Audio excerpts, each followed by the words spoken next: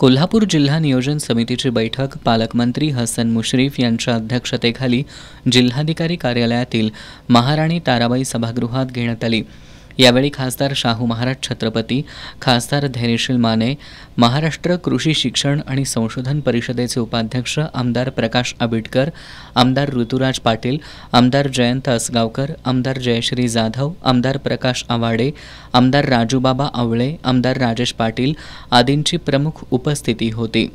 यावेळी बोलताना पालकमंत्री हसन मुश्रीफ यांनी जिल्ह्यातील शाळांचा दर्जा सुधारण्यासाठी शाळांच्या इमारतींचं बांधकाम आणि तिथले स्वच्छतागृहांचं बांधकाम करण्याबरोबरच गुणवत्ता वाढीसाठी प्रयत्न करावेत असं सांगितलं।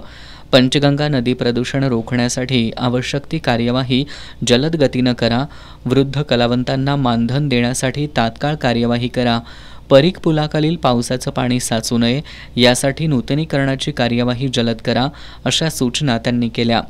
जिल्हा वार्षिक योजनेअंतर्गत झालेल्या कामांचा आणि चालू वर्षात करण्यात येणाऱ्या कामांचाही यावेळी आढावा घेण्यात आला।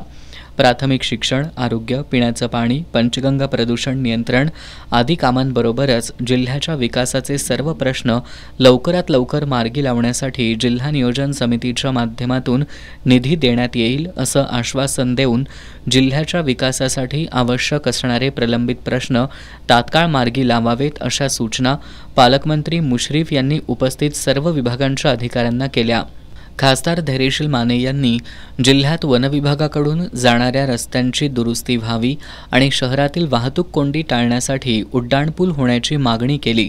जुन्या शाळांची प्राधान्यानं दुरुस्ती होण्याची मागणीही या बैठकीत आमदारांनी केली।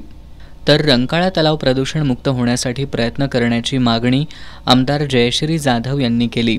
महानगरपालिकेच्या वतीनं CBSE अभ्यासक्रमावर आधारित शाळा व्हावी अशी अपेक्षा आमदार जयंत असगावकर यांनी व्यक्त केली।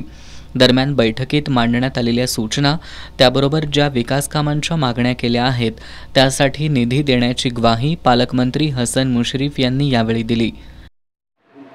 सर्व लोकप्रतिनिधी आपापल्या मतदारसंघातील आणि या जिल्ह्याच्या विकासाच्या प्रश्नाला वाचा फोडण्याचं या निमित्ताने काम केलेलं आहे आणि या जिल्ह्याचा पालकमंत्री म्हणून मी त्याला आश्वासित केलेलं आहे की हे सगळेच प्रश्न त्याचे लवकरात लवकर मार्गी लागतील यासाठी आपण प्रयत्न करू, चांगला निधी देऊ।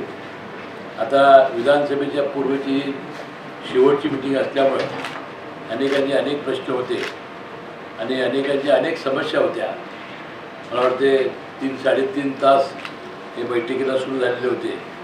आता अधिक काळ थांबणे योग्य नव्हतं म्हणून आम्ही त्याला सांगितलं तुमचे काही लेखी प्रश्न असतील ते सोमवारपर्यंत द्या, आजच्याच आम्ही मिनिट्समध्ये घालू आणि तुम्हाला याची योग्य उत्तरं मिळतील अशा पद्धतीच्या सूचना मी केलेल्या आहेत। जिल्ह्यातून जाणाऱ्या शक्तीपीठ महामार्गाचं काम रद्द करावं असा ठराव बैठकीत सर्वानुमते मंजूर करण्यात आला।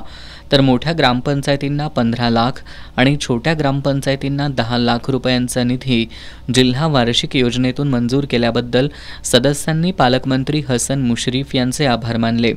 यावेळी जिल्हाधिकारी अमोल येडगे, कोल्हापूर महानगरपालिका आयुक्त डॉक्टर के मंजुलक्ष्मी, जिल्हा परिषदेचे मुख्य कार्यकारी अधिकारी कार्तिकेयन S, जिल्हा पोलीस अधीक्षक महेंद्र पंडित, इचलकरंजी महानगरपालिकेचे आयुक्त ओमप्रकाश दिवटे तसंच समिती सदस्य आणि विविध यंत्रणांचे अधिकारी उपस्थित होते।